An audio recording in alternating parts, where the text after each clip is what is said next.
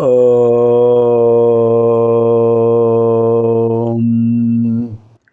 శ్రీ గురుభ్యో నమః. వాగర్థావివ సంపృక్తౌ వాగర్థ ప్రతిపత్తయే జగతః పితరౌ వందే పార్వతీ పరమేశ్వరౌ పార్వతీ పరమేశ్వరౌ. శృతిస్మృతిపురాణానాం ఆలయం కరుణాలయం నమామి భగవత్పాదం శంకరం లోకశంకరం. శంకర భగవత్పాద వారు మనకు అనుగ్రహించినటువంటి శివానందలహరి అధ్యయన కార్యక్రమంలో భాగంగా ఇవాళ మనం 94వ శ్లోకంలో ప్రవేశిస్తున్నాం. ముందుగా వందే శివం శంకరం, అద్భుతమైన శంకర స్తుతి.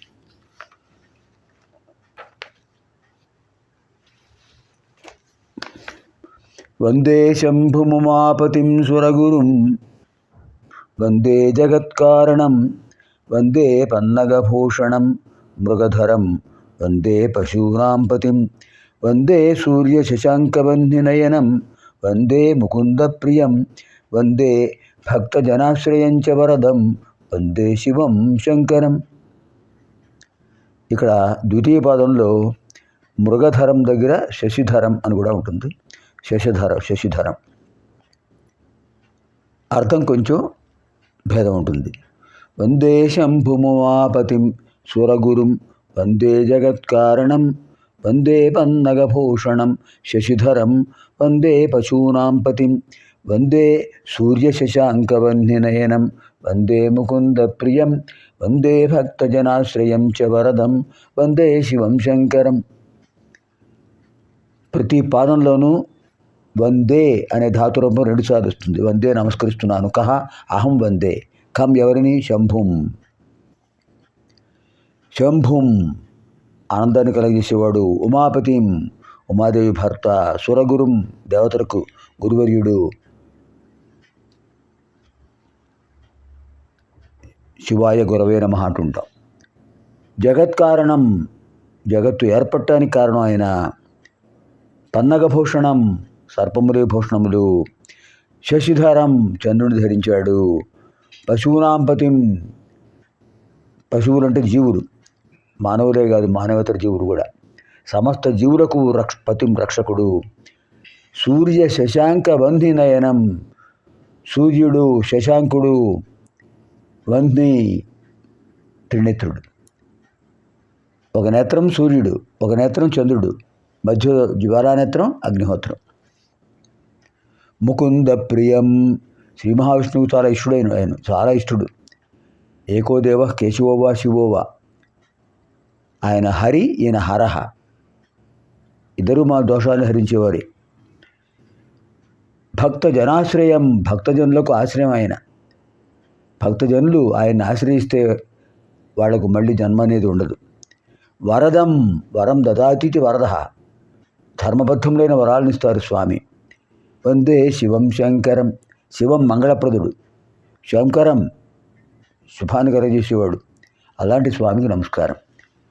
వందే శంభుముమాపతిం సురగురుం వందే జగత్కారణం వందే పన్నగభూషణం శశిధరం వందే పశూనాం పతిం వందే సూర్యశశాంకవహ్నినయనం వందే ముకుందప్రియం వందే భక్తజనాశ్రయం చ వరదం వందే శివం శంకరం.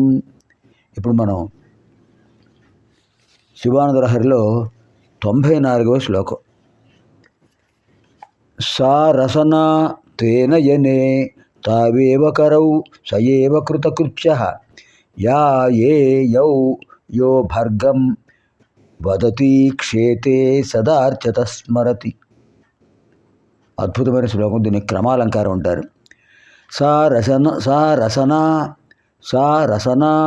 తే నయనే తావేవ కరౌ సయేవ కృతకృత్యః యా ఏ యౌ యో భర్గం వదతి ఈక్షేతే సదా అర్చతః స్మరతి.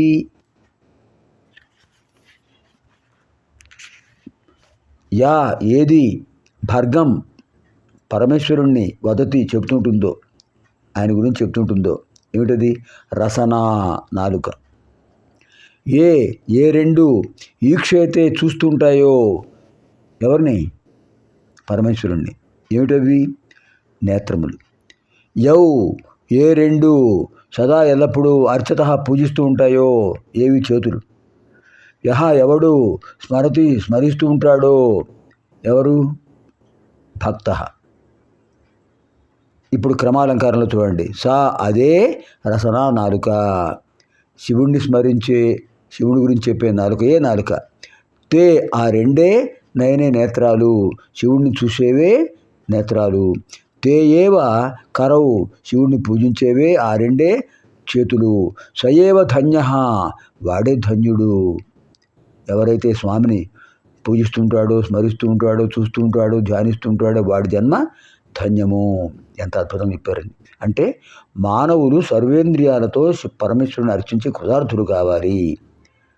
ఏది శివనామాన్ని ఉచ్చరిస్తుందో అదే నాలుక, ఏది శివుణ్ణి చూడగలుగుతుందో, ఏవి శివుణ్ణి చూడగలుగుతాయో అవే నిజమైన నేత్రాలు, ఏవి ఎల్లప్పుడూ శివుణ్ణి అర్చిస్తాయో అవే నిజమైన చేతులు. మిగతా వ్యర్థం అన్నమాట. ఎవడు శివుణ్ణి స్మరిస్తూ ఉంటాడో వాడే కృతార్థుడు. మానవులు సర్వేంద్రియాలతో, పంచ జ్ఞానేంద్రియాలతో శివుణ్ణి అర్చించి కృతార్థులు కావాలని అద్భుతమైన భావాన్ని ఆవిష్కరించారు శంకర్లు వారు. సారసన తే నయనే తావేవ కరౌ సయేవ కృతకృత్యః యా ఏ యౌ యో భర్గం వదతి ఈక్షేతే సదా అర్చతః స్మరతి. వదతి మాట్లాడుతుంటాడు, ఈక్షేతే చూస్తుంటాయి, అర్చతః పూజిస్తుంటాయి, స్మరతి ధ్యానిస్తుంటాడు. పునర్మిలామः ఆగామిని కార్యక్రమే. శుభం భవతు.